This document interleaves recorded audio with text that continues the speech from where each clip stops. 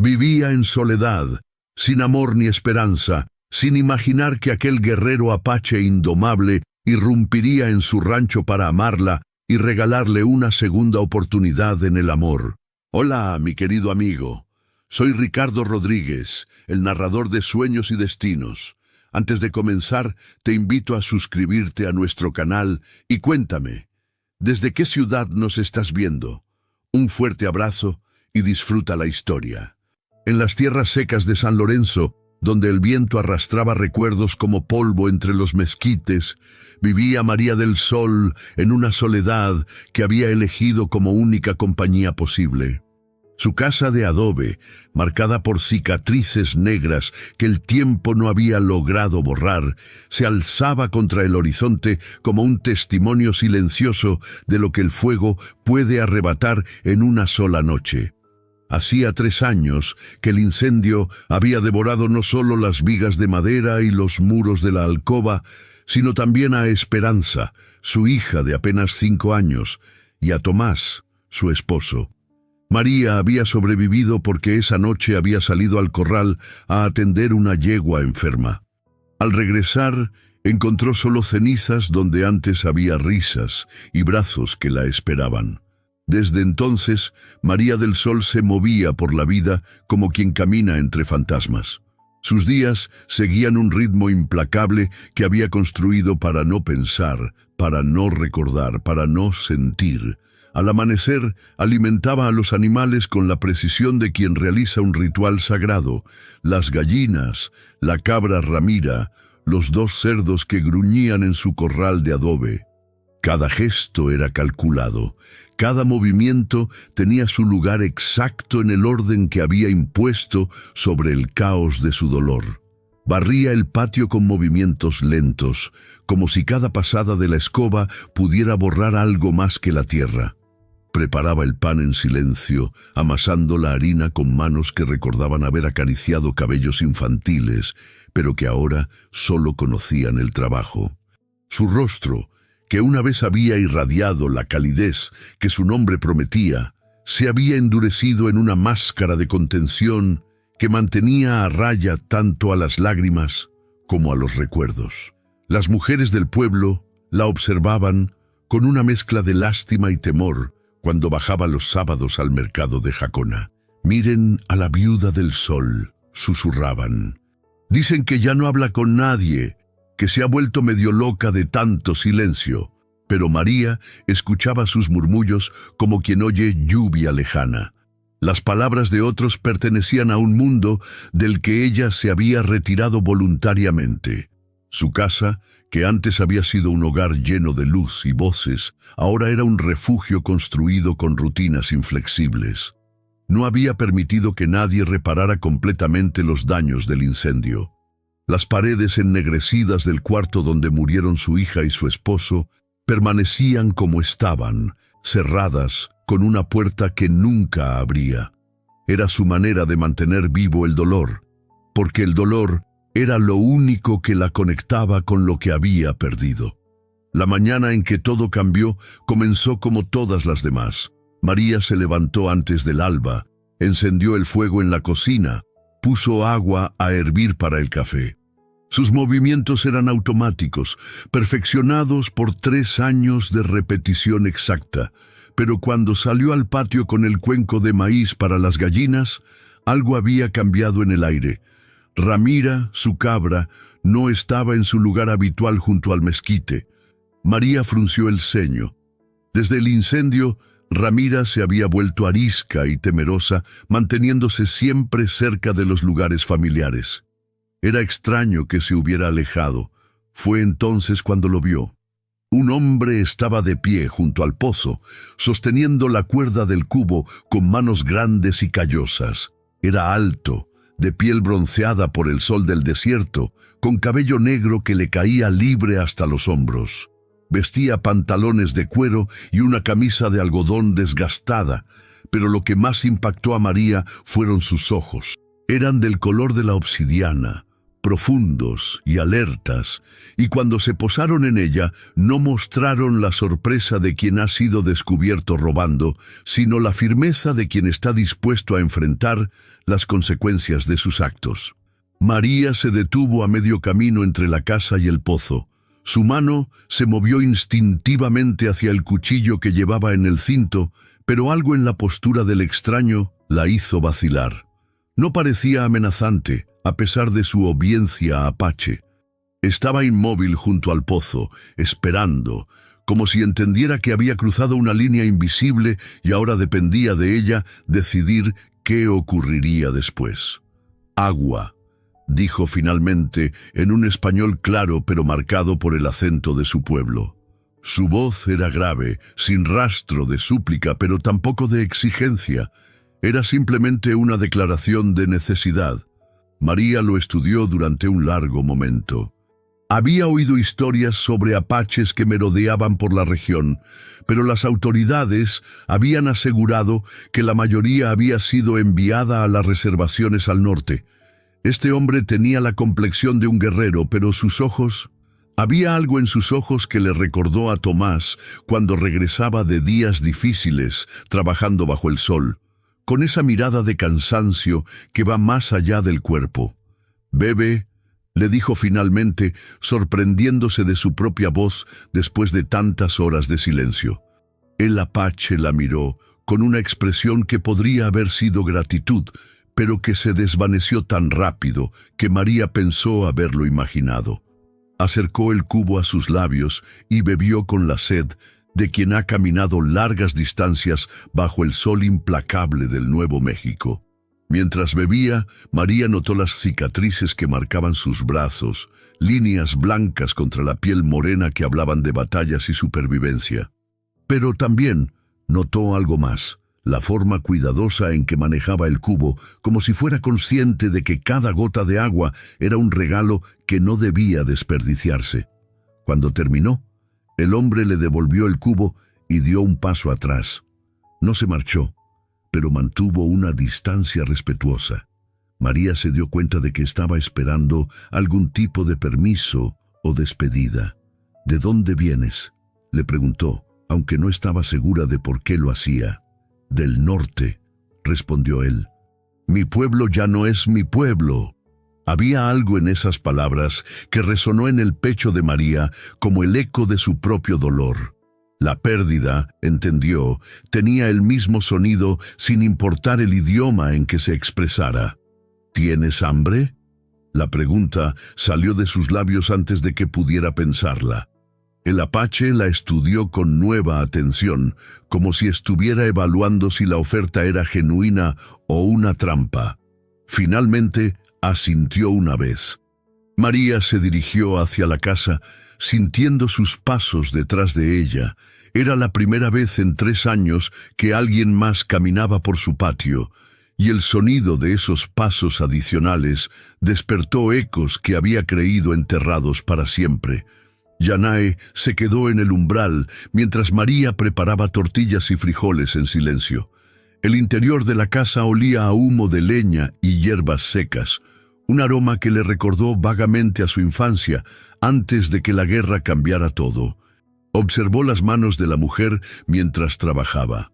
Eran manos fuertes, acostumbradas al trabajo, pero había una suavidad en sus movimientos que contrastaba con la dureza que había visto en su rostro. La casa hablaba de pérdida tanto como de orden. Cada objeto tenía su lugar exacto, como si hubiera sido colocado ahí por alguien que no podía permitirse el caos. Pero también había espacios vacíos, lugares donde claramente había habido cosas que ya no estaban. Y estaba esa puerta cerrada al final del pasillo, con marcas negras alrededor del marco que el tiempo no había logrado borrar. «Siéntate», le dijo María sin mirarlo, señalando una silla de madera junto a la mesa. Yanae obedeció, manteniéndose alerta, pero no tenso. Había aprendido a distinguir entre la desconfianza que podía volverse violenta y la que era solo prudencia. Esta mujer era cautelosa, pero no hostil. María puso delante de él un plato con tortillas calientes, frijoles y un poco de queso de cabra. Era comida simple, pero abundante. Yanae comió despacio, saboreando cada bocado, no solo por el hambre, sino por la extrañeza de estar sentado a una mesa después de meses de comer lo que podía encontrar en el camino. «¿Cómo te llamas?», preguntó María cuando él terminó. «Yanae». «Yo soy María del Sol». Hizo una pausa, como si esas palabras tuvieran un peso particular. «Aunque hace tiempo que no hay mucho sol en esta casa». Yanae levantó la vista del plato vacío y la miró directamente por primera vez desde que había entrado. Los ojos de María eran del color de la miel oscura, pero había en ellos una opacidad que hablaba de dolor no cicatrizado. «Agradezco la comida», dijo él, «y el agua». María asintió y comenzó a recoger los platos. Yanae se levantó para ayudarla, pero ella le hizo un gesto para que se detuviera. «No es necesario». «Tengo manos», respondió él simplemente, y comenzó a llevar los platos al fregadero de piedra. María lo observó mientras él lavaba su propio plato con movimientos cuidadosos. Había algo en esa simple cortesía que la conmovió de una manera que no había esperado.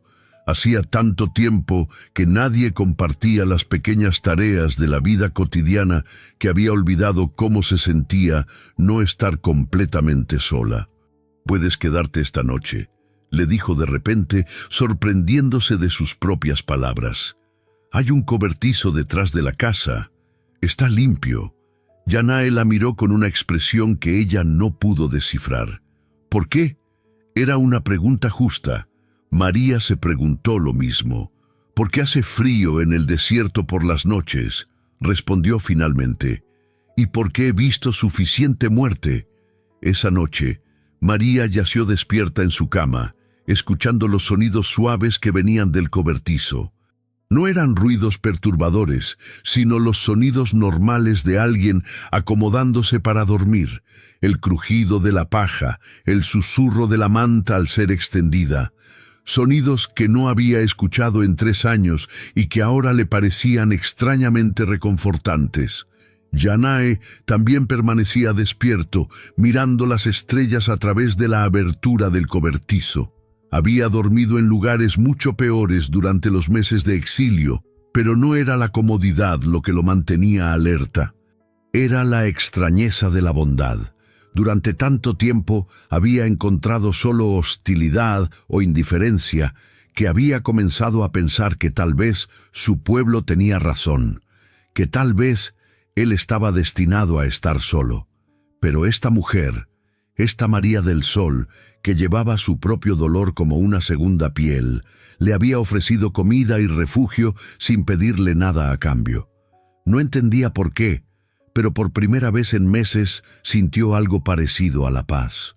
Al amanecer, Yanae se levantó antes que María y salió a inspeccionar la propiedad. No era curiosidad ociosa, sino el instinto del guerrero que evalúa su entorno. La cerca que rodeaba el corral de los cerdos estaba dañada en varios lugares.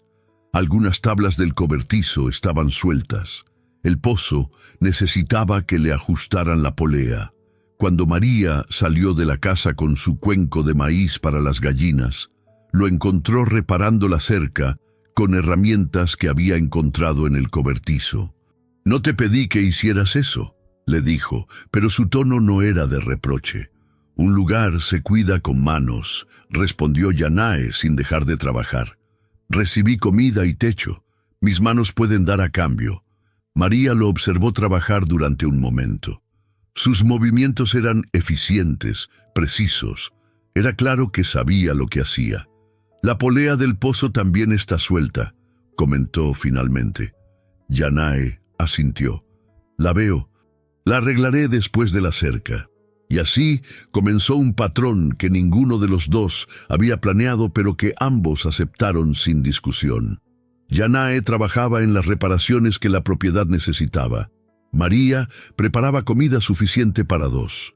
Hablaban poco, pero había un entendimiento tácito entre ellos, como si ambos hubieran encontrado algo que no sabían que estaban buscando.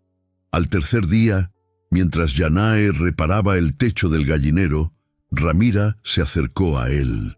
La cabra había evitado todo contacto humano desde el incendio, manteniéndose siempre a distancia, incluso de María. Pero algo en la quietud de Yanae la atraía.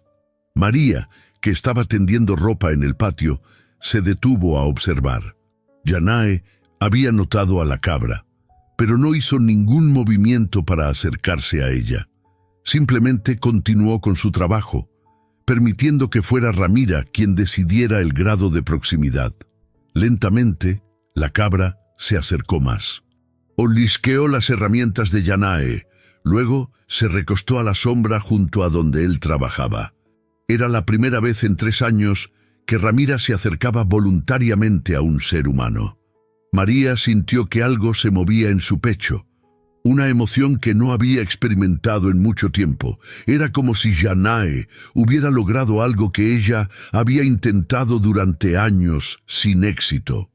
Ver a Ramira tranquila y confiada junto a este extraño despertó en ella un recuerdo doloroso, pero también hermoso.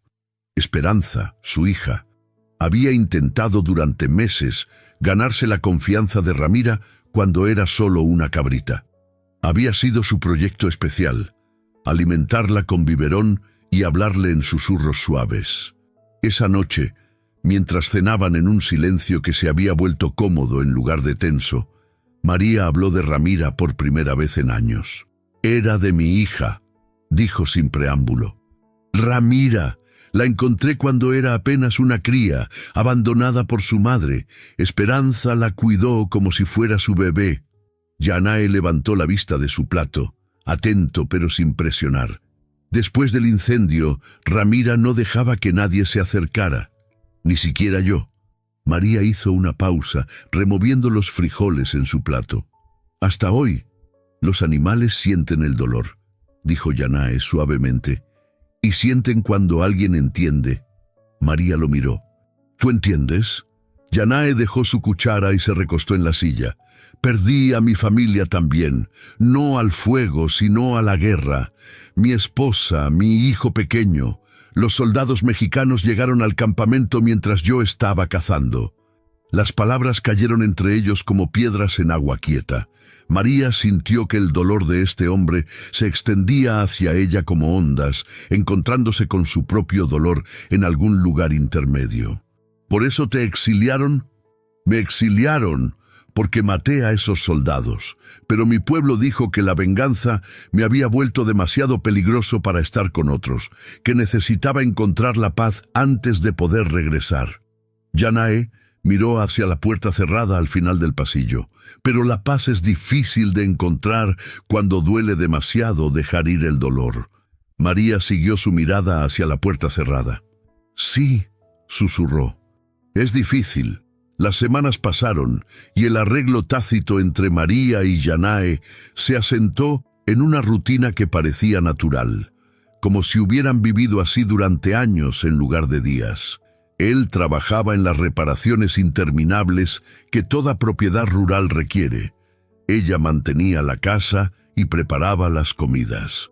Hablaban poco, pero el silencio entre ellos había perdido su dureza inicial. María comenzó a permitirse pequeños cambios en su rutina rígida. Algunas mañanas se quedaba unos minutos extra observando a Yanae trabajar, notando la paciencia con que trataba no solo a los animales, sino a las herramientas, a la madera, incluso a las piedras que usaba para reparar los muros. Había algo casi ceremonial en la forma en que abordaba cada tarea, como si entendiera que arreglar cosas rotas era una forma de oración. Una tarde de noviembre, mientras María molía maíz en el metate del patio, vio una figura pequeña acercándose por el camino polvoriento que llevaba a la casa. Al principio pensó que era un perro extraviado, pero cuando la figura se acercó más, se dio cuenta de que era un niño, Era pequeño, tal vez de 6 o 7 años, con la piel morena y el cabello negro de un apache, pero también había algo en sus rasgos que hablaba de sangre mezclada. Sus ropas estaban desgarradas y sucias, y caminaba con el paso tambaleante de quien ha estado mucho tiempo sin comer. María se levantó del metate, limpiándose las manos en el delantal. El niño se detuvo en el límite de su propiedad, como si entendiera que necesitaba permiso para continuar. «¿Estás perdido?», le preguntó María en español. El niño la miró con ojos grandes y oscuros, pero no respondió. Parecía asustado, pero también desesperadamente hambriento. Yanae apareció desde detrás de la casa, donde había estado reparando una sección de la cerca trasera. Cuando vio al niño, se acercó lentamente, hablando en apache con voz suave. El niño respondió en la misma lengua, sus palabras saliendo atropelladas como si hubiera estado guardando esta historia durante mucho tiempo. María observó el intercambio sin entender las palabras, pero comprendiendo el tono. Era una conversación de reconocimiento de pueblo que encuentra a pueblo en tierra extraña. «Dice que se llama Aiyana», tradujo Yanae finalmente. «Es hijo de una curandera de mi tribu que desapareció el invierno pasado. Ha estado caminando solo durante semanas». María miró al niño, notando los huesos prominentes de sus muñecas, la forma en que sus ojos se desviaban hacia la casa, como si pudiera oler la comida que se cocinaba adentro. «Está hambriento», dijo, aunque era obvio. «Sí». María no necesitó pensar. «Tráelo adentro». Mientras preparaba comida para el niño, María se sorprendió de lo natural que se sentía tener una presencia joven en la casa otra vez. Aiyana comía con la voracidad silenciosa de quien ha conocido el hambre real, pero también con buenos modales que hablaban de una crianza cuidadosa antes de que se encontrara solo en el mundo. «¿Dónde está su familia?», preguntó María mientras el niño comía. Yanae habló con Aiyana en apache, obteniendo una respuesta larga y entrecortada. Su madre era curandera. Cuando comenzaron las redadas del ejército el invierno pasado, ella envió a Aiyana con unos parientes hacia el norte. Pero se separaron durante una tormenta. Ha estado solo desde entonces, buscando a su pueblo. María sintió que algo se contraía en su pecho. Un niño solo en el mundo, buscando familia que tal vez ya no existía. ¿Qué edad tiene? 7 años. La edad que hubiera tenido Esperanza si hubiera vivido. «Puede quedarse», dijo María antes de que Yanae pudiera preguntar, «al menos hasta que sepamos qué pasó con su familia». Esa noche, María preparó un catre en la cocina para Aiyana. Era la primera vez en 3 años que había una cama infantil en su casa, y el sonido de la respiración suave del niño durmiendo despertó en ella recuerdos que había mantenido cuidadosamente enterrados. Recordó las noches, cuando Esperanza era pequeña, y a veces venía a dormir con ella, y Tomás después de una pesadilla. Recordó el peso pequeño y cálido contra su costado, las manitas que se aferraban a su camisón. Recordó cómo Tomás solía levantarse en las madrugadas para cubrir a la niña cuando se destapaba en sueños. Pero esta vez los recuerdos no la destruyeron. Dolían, sí, pero era un dolor diferente. No el dolor punzante y desesperado de los primeros meses, sino algo más suave, como una herida vieja que duele cuando cambia el tiempo, pero que ya no sangra. Los días siguientes trajeron cambios que ninguno de los 3 había anticipado.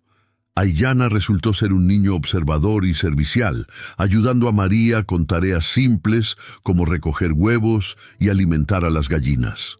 Con Yanae se comunicaba en apache, y María notó que había una diferencia en la forma en que el niño trataba al hombre, como si reconociera en él una autoridad tribal familiar.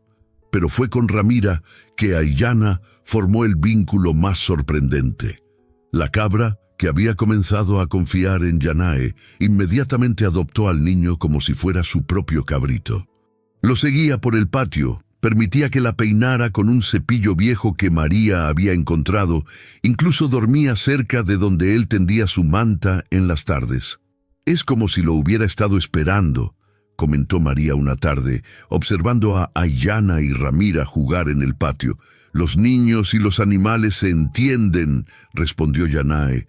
«No llevan el peso que llevamos los adultos». María sabía que tenía razón, pero también sabía que había algo más. Aiyana había traído vida a su casa de una manera que ella no había creído posible. No era que hubiera reemplazado a Esperanza, nada podría hacer eso, sino que había abierto un espacio en su corazón que ella había creído cerrado para siempre. Pero la paz no podía durar indefinidamente. Una tarde, mientras María estaba en el huerto recolectando calabazas, vio una nube de polvo acercándose por el camino. Era un jinete solitario, montando rápido. Su corazón se contrajo con una premonición de problemas. El jinete resultó ser Joaquín Herrera, el hermano menor de su difunto esposo. María no lo había visto desde el funeral de Tomás, cuando había hecho comentarios vagos sobre mantener unida la familia y cuidar de la propiedad. Joaquín desmontó con movimientos bruscos, su rostro rojo por el sol y la irritación. Era un hombre de constitución pesada, acostumbrado a que sus palabras tuvieran peso en el pueblo. María la saludó con una frialdad que apenas disfrazaba su hostilidad. «Tenemos que hablar». María se limpió las manos en el delantal, preparándose para una conversación que intuía sería difícil. «Joaquín, ¿qué te trae por aquí?» «Lo que me trae es el escándalo que estás creando». Sus ojos se dirigieron hacia donde Yanae estaba trabajando cerca del corral, y luego hacia donde Aiyana jugaba con Ramira. «¿Es verdad que estás albergando indios en la propiedad de mi hermano?» María sintió que su espalda se endurecía. «Esta es mi casa, Joaquín, y son mis huéspedes». «¿Tu casa?» Joaquín se rió con amargura. «Esta propiedad lleva el nombre de los Herrera desde hace 3 generaciones. Y tú, sin hijos vivos, no tienes derecho a deshonrarla albergando salvajes». Las palabras cayeron como bofetadas. María sintió que el aire se espesaba entre ellos, cargado de amenazas no dichas. «Tomás me dejó esta tierra», dijo con voz controlada, «y mientras yo viva, decidiré quién es bienvenido en ella». «Tomás está muerto», replicó Joaquín crudamente, «y los muertos no tienen voz, pero la familia sí. Y te estoy diciendo que esto se acaba ahora». Desde su lugar junto al corral, Yanae había notado la tensión. Se acercó lentamente, sus movimientos alertas pero no amenazantes. Aiyana, percibiendo el peligro con la intuición de los niños, se había refugiado detrás de Ramira. «¿Hay algún problema?», preguntó Yanae en español, dirigiéndose a María pero manteniendo los ojos en Joaquín. «El problema», dijo Joaquín con veneno en la voz, «es que existes». María se colocó entre los dos hombres. «Joaquín, te pido que te vayas. Ahora». «Me iré», respondió él, montando su caballo con movimientos violentos. «Pero esto no se queda así, María. Hablaré con el alcalde, con el padre Miguel. Les diré que has perdido la razón, que necesitas tutela. Una mujer que vive con indios no puede cuidar de una propiedad». Espoleó su caballo y se alejó, dejando una nube de polvo y amenazas en el aire. María se quedó inmóvil durante un largo momento, sintiendo que el mundo se balanceaba bajo sus pies. Había sabido que este momento llegaría, pero no había estado preparada para la brutalidad de las palabras de Joaquín. «¿Puede hacer lo que dice?», preguntó Yanae suavemente. María asintió sin mirarlo. «Si convence a suficientes hombres del pueblo, sí. Las mujeres sin familia directa no tienen muchos derechos aquí». «Entonces me iré», dijo Yanae simplemente. «No». La palabra salió con más fuerza de la que María había planeado. Se volvió hacia él y por primera vez en 3 años sus ojos brillaron con algo que se parecía al fuego. «No te irás. Esta es mi tierra, mi casa, Y yo decido. Era una declaración de guerra, y todos lo sabían. Los días que siguieron a la visita de Joaquín trajeron una tensión que se podía palpar en el aire, como la electricidad antes de una tormenta. María mantuvo su rutina diaria con determinación férrea, pero ahora había una vigilancia constante en sus movimientos. Cada sonido de cascos en el camino la hacía tensarse, cada figura en el horizonte era una amenaza potencial. Yanae también sentía el cambio. Sus años como guerrillero le habían enseñado a leer las señales de peligro, y todas estaban presentes ahora. Pero había algo más que lo mantenía alerta. Había visto el fuego en los ojos de María cuando le dijo que no se fuera, y esa fiereza despertó en él algo que había creído perdido para siempre. No era solo gratitud lo que sentía hacia esta mujer, era respeto y quizás algo más profundo que no se atrevía a nombrar. Aiyana, con la sensibilidad de los niños para las corrientes emocionales de los adultos, se había vuelto más silencioso. Se mantenía cerca de la casa. Ya no se aventuraba a explorar los límites de la propiedad como había comenzado a hacer. Ramira parecía sentir la tensión también, manteniéndose nerviosa y alerta. Fue una semana después de la visita de Joaquín cuando llegaron las primeras señales concretas de hostilidad. María bajó una mañana temprano al pozo y encontró que alguien había vertido brea en el agua durante la noche. El cubo subió negro y maloliente, inutilizable. Yanae examinó el pozo en silencio, su rostro endureciéndose cuando confirmó que había sido sabotaje deliberado. «Tendremos que limpiarlo completamente», dijo. «Llevará días». «Lo sé», respondió María, pero su voz no mostraba derrota, sino determinación. «Lo haremos». 2 días después, mientras Yanae trabajaba en limpiar el pozo y María tenía ropa en el río, encontraron un paquete en la puerta de la casa. Estaba envuelto en tela negra y contenía cenizas mezcladas con plumas quemadas. El mensaje era claro: recordar el fuego, recordar la pérdida.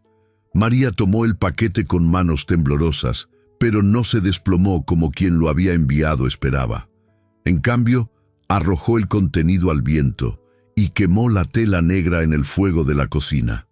«Creen que pueden asustarme con cenizas», murmuró mientras veía arder la tela, «pero yo vivo con cenizas todos los días».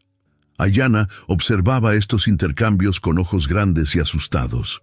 Una noche, mientras María le preparaba la cama, el niño le habló en su español entrecortado. «¿Vamos a tener que irnos?» María se sentó en el borde del catre, alisando la manta con manos cuidadosas. «¿Quieres irte?»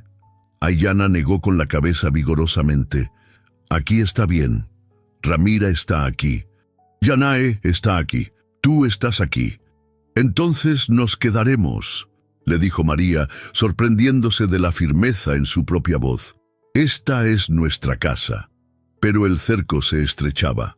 Durante las siguientes semanas, María notó las miradas hostiles cuando iba al mercado en Jacona. Las conversaciones se detenían cuando se acercaba, se reanudaban en susurros cuando pasaba. Algunos comerciantes comenzaron a negarle servicio o a cobrarle precios exorbitantes. Una tarde de diciembre, mientras María negociaba por harina con un comerciante particularmente hostil, escuchó una conversación que la heló hasta los huesos. «El padre Miguel dice que es nuestro deber cristiano intervenir», susurraba una mujer. «Una viuda que vive en pecado con un salvaje no puede seguir deshonrando a nuestro pueblo». «Y el niño», añadía otra voz, «un niño indio criándose sin supervisión cristiana. Es nuestra obligación salvarlo de esa influencia». María comprendió entonces que no solo estaban amenazando su derecho a vivir como eligiera, sino que planeaban quitarle a Aiyana también. La idea de perder a otro niño, de ver cómo se llevaban a este pequeño que había comenzado a sanar heridas que ella creía imposibles de curar, le dio una fuerza que no sabía que poseía. Esa noche, después de que Aiyana se hubiera dormido, María y Yanae se sentaron junto al fuego de la cocina. La conversación que habían estado evitando finalmente tenía que suceder. «Se están organizando», dijo María sin preámbulos. «Van a venir por nosotros, por ti, por Aiyana». Yanae asintió. Ya lo había visto en los rastros alrededor de la propiedad, las señales de exploración que hombres menos cuidadosos habrían pasado por alto. «Puedo partir mañana», dijo. «Llevarme al niño. Encontrar a mi pueblo, ver si puede vivir allí. ¿Es eso lo que quieres?» Yanae estudió las llamas durante un largo momento. «Lo que quiero ya no importa. Lo que importa es mantener seguros a los que no pueden defenderse. Aiyana puede defenderse aquí, conmigo. Y si no pueden quitarte al niño, pero pueden quitarte la tierra, si Joaquín consigue que te declaren incompetente». María había pensado en eso también. Las leyes de la región no favorecían a las mujeres que desafiaban las normas sociales, especialmente mujeres sin familia poderosa que las respaldara. «Entonces lucharemos», dijo finalmente. Yanae la miró con una expresión que ella no pudo interpretar completamente. «¿Por qué?». Era una pregunta justa y María se tomó tiempo para considerarla. «Porque esta tierra tiene las cenizas de mi familia. Porque Aiyana necesita un hogar, no otra huida. Y porque…» Se detuvo, sorprendida por lo que estaba a punto de decir. «Porque por primera vez en 3 años no me siento completamente sola». Las palabras cayeron entre ellos como una confesión. Yanae la recibió en silencio, pero algo en su postura se relajó, como si hubiera estado conteniendo la respiración. «Mi pueblo dice que cuando 2 personas comparten dolor, pueden crear fuerza», dijo finalmente. «Pero también dice que esa fuerza viene con precio». «Todo tiene precio», respondió María. «La pregunta es si estamos dispuestos a pagarlo». 2 días después, el precio comenzó a cobrarse. María regresaba del huerto cuando vio humo elevándose desde el corral de las gallinas. Corrió hacia allá para encontrar que alguien había prendido fuego al gallinero durante el día. Las gallinas habían escapado, pero la estructura estaba destruida. Yanae apareció corriendo desde donde había estado trabajando en el campo, un cubo de agua en cada mano. Juntos lucharon contra las llamas, pero era demasiado tarde para salvar el edificio. Mientras observaban los restos humeantes, Aiyana se acercó a ellos con lágrimas en los ojos. No era solo por las gallinas, sino por el entendimiento de que las fuerzas que los querían separar se estaban volviendo más agresivas. «¿Por qué nos odian?», preguntó el niño en apache, dirigiéndose a Yanae. Yanae se agachó para estar a la altura del niño. «Porque tienen miedo», respondió, «y la gente asustada a veces hace cosas malas». «¿Nosotros también tenemos miedo?». Yanae miró hacia María, que había estado escuchando aunque no entendía las palabras. «Sí», dijo honestamente, «pero el miedo no nos hace querer lastimar a otros, nos hace querer proteger lo que amamos». Esa noche, María tomó una decisión que cambiaría todo. Mientras Aiyana dormía y Yanae montaba guardia en el patio, ella caminó hasta la puerta que había mantenido cerrada durante 3 años.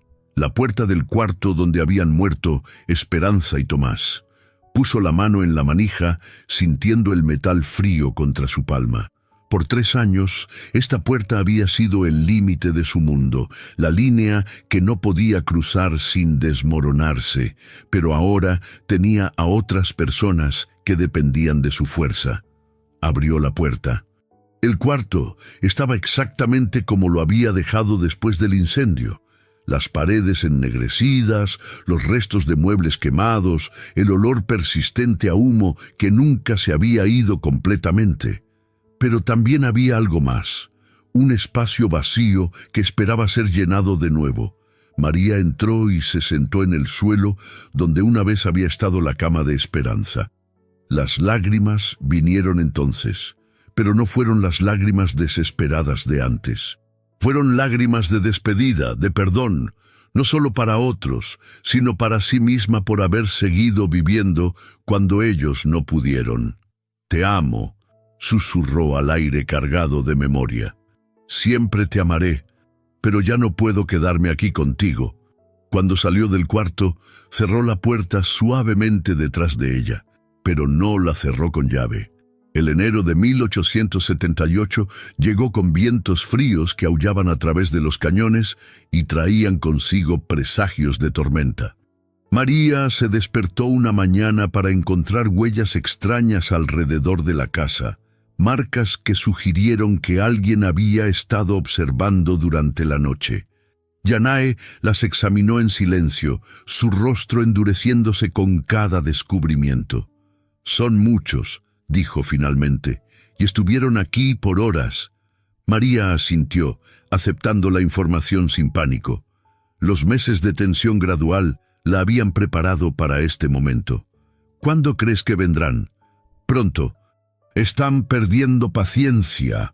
Como si hubieran invocado la amenaza con sus palabras, esa misma tarde aparecieron jinetes en el horizonte. Eran 5 hombres, liderados por Joaquín Herrera. Con él venían 2 hombres que María reconoció del pueblo, Esteban Morales, el herrero, y Patricio Vega, que trabajaba para el alcalde. Los otros 2 eran desconocidos, probablemente pistoleros contratados. María salió de la casa para enfrentarlos, con Yanae a su lado y Aiyana permaneciendo cerca de la puerta, listo para correr si era necesario. «María», gritó Joaquín mientras se acercaban, «te damos una última oportunidad. Despide a estos indios y ven con nosotros al pueblo. Te ayudaremos a encontrar una familia respetable que cuide de ti». «Esta es mi familia», respondió María, su voz llevando claramente a través del patio. «Y esta es mi tierra». Joaquín desmontó, seguido por los otros.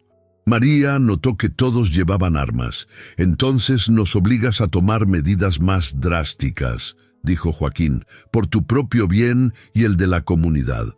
Fue Esteban quien habló después, dirigiéndose directamente a Yanae. «Tú, Apache, sabes que no perteneces aquí.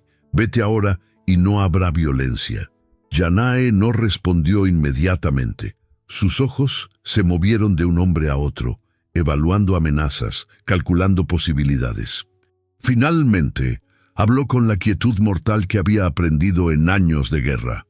«Pertenezco donde soy bienvenido, y aquí soy bienvenido».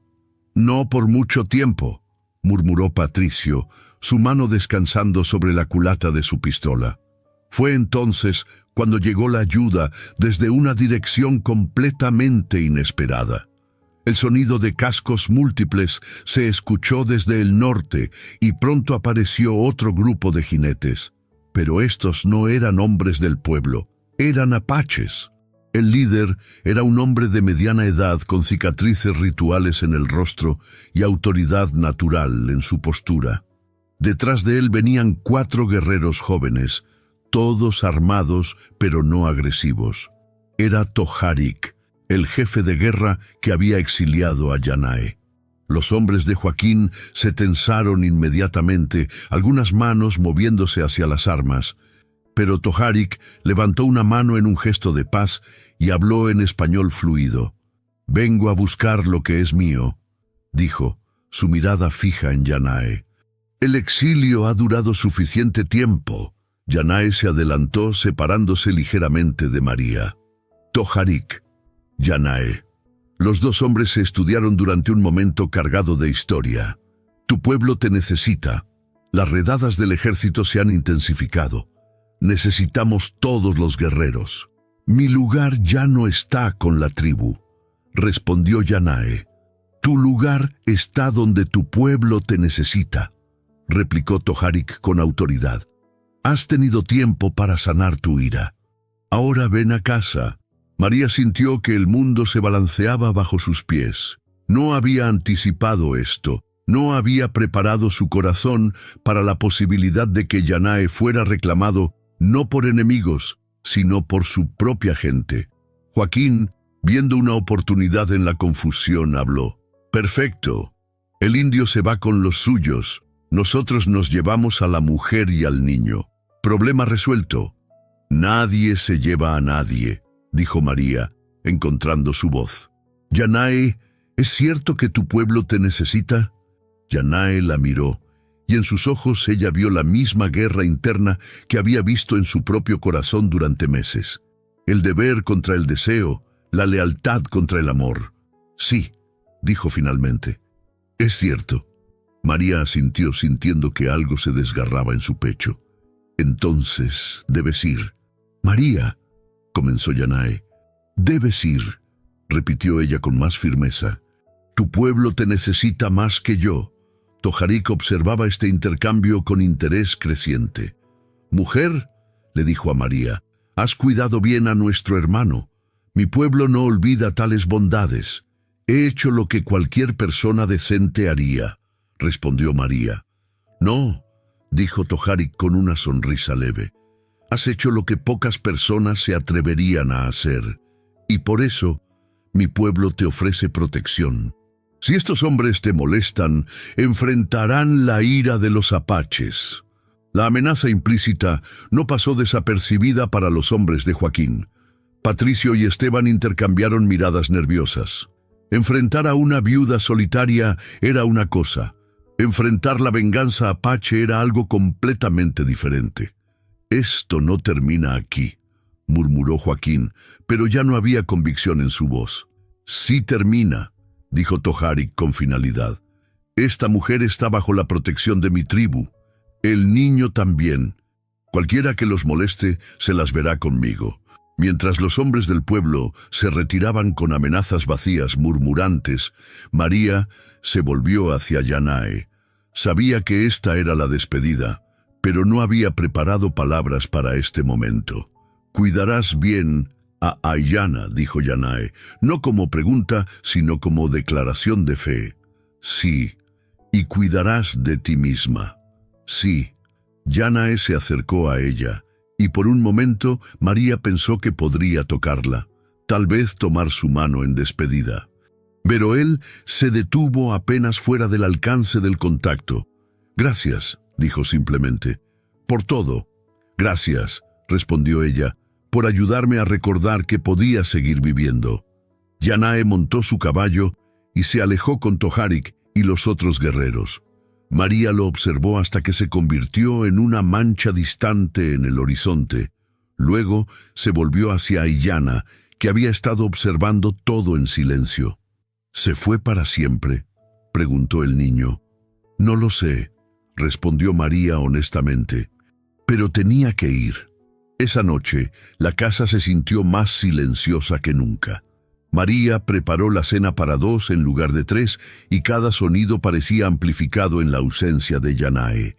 Ayana comió poco, claramente afectado por el cambio. Pero cuando llegó la hora de dormir, el niño no se dirigió a su catre en la cocina. En cambio, se quedó parado junto a María, mirándola con ojos inciertos. ¿Puedo dormir contigo esta noche?, preguntó. Tengo miedo. María sintió que su corazón se contraía. Sí, dijo suavemente, puedes. Mientras Ayana se acurrucaba contra su lado, María se dio cuenta de que tal vez la partida de Yanae no había sido solo una pérdida. Había sido también una oportunidad para que ella y el niño se acercaran de maneras que la presencia del hombre había impedido. Habían perdido algo, sí, pero también habían ganado algo. La certeza de que podían protegerse mutuamente, de que eran familia no por sangre, sino por elección. Los meses que siguieron a la partida de Yanae trajeron una paz diferente a la propiedad de María. No era la paz vacía del aislamiento que había conocido después del incendio, sino algo más rico y complejo. Era la paz de quien ha enfrentado la tormenta y descubierto que podía resistir. Ayana se adaptó a la ausencia de Yanae con la resistencia natural de los niños, pero María notó cambios en él. Había asumido algunas de las tareas que Yanae había realizado. alimentando a los animales y manteniendo pequeñas reparaciones con la seriedad de alguien mayor que sus años, y había comenzado a hablar más en español, como si entendiera que este era ahora su idioma de hogar. La protección prometida por Tojarek resultó real y efectiva. Los hombres del pueblo, enfrentados con la posibilidad de represalias apaches, perdieron su entusiasmo por molestar a María. Joaquín hizo algunas amenazas más durante las siguientes semanas, pero eran vacías y todos lo sabían. Más importante aún, María había encontrado una fuerza en sí misma que no sabía que poseía. La confrontación la había obligado a defender no solo su derecho a vivir como eligiera, sino también su derecho a amar sin pedir permiso a nadie. Una tarde de marzo, mientras María plantaba verduras en el huerto y Aiyana jugaba con Ramira en el patio, escucharon el sonido familiar de cascos acercándose. María levantó la vista, someando los ojos contra el sol, y sintió que su corazón se detenía. Era Yanae. Venía solo, montando el mismo caballo que había tenido cuando se fue, pero había algo diferente en él. Parecía más delgado, marcado por nuevas cicatrices que hablaban de batallas recientes. Pero en sus ojos había una quietud que no había estado allí antes. Aiyana fue el primero en correr hacia él, gritando su nombre en apache. Yanae desmontó y levantó al niño en brazos, hablándole en su lengua nativa con voz suave. María se acercó más lentamente, limpiándose las manos en el delantal, preparándose para cualquier cosa excepto para la esperanza que sentía crecer en su pecho. «Regresaste», dijo cuando estuvo lo suficientemente cerca.